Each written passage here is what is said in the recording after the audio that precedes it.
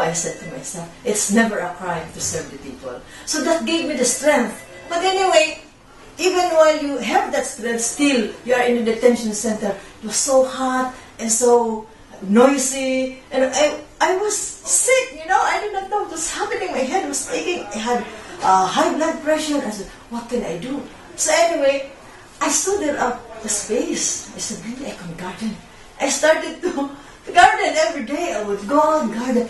Suddenly, the things that I was feeling, the pain left me, and I said, oh, and I started to work. After 2 months, I think 2 to 3 months, I had a big organic vegetable garden. And that was the time I was able to somehow understand what this organic vegetable garden is all about, and then teaching my other inmates. And every day we were making salad, and I was giving to my co-inmates and to the other people in jail. Somehow, not only that, but that gave me also the chance to be able to do other things. You know, make so many livelihood projects. We had a sewing workshop there, and then we were cooking there, selling all these vegetables, and so bonding with the other people. So I said, you know, it is not, my imprisonment was not just being imprisoned, but it was a way to bond. It was a way to be able to be creative. It was a way to be able to use my hands and be able to do a lot of things in prison. So I said to myself, prison walls, iron bars, and barbed wires can only imprison the body, but not our minds, our thoughts, and what we stand for. So we did everything, and my maxim there was, bloom where you are planted. I am in jail, I must bloom where I am. So all the 6 years that I stayed in jail, there was never a time that I was idle. And there was never a time that I said to myself, well, I am regretting that I have committed my life to this task. No.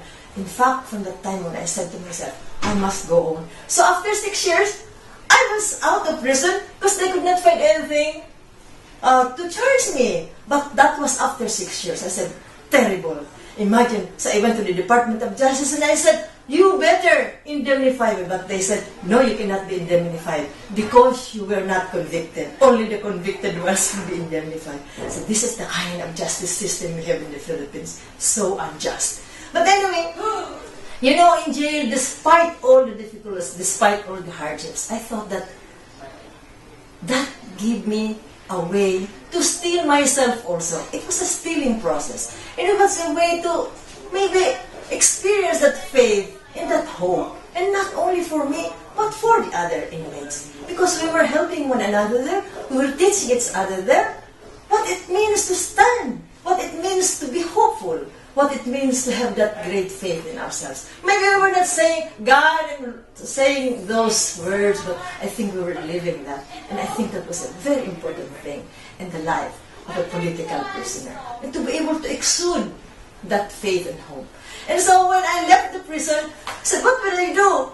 Some people told me, have you not learned your lesson? You better stop the... But I said, learned my lesson. I have learned that I must double time. And I must never tire and retire. So that's why now I am here. I am still with the peasants. And I am still working hard. I'm working, helping the political prisoners to be also up. Thank you.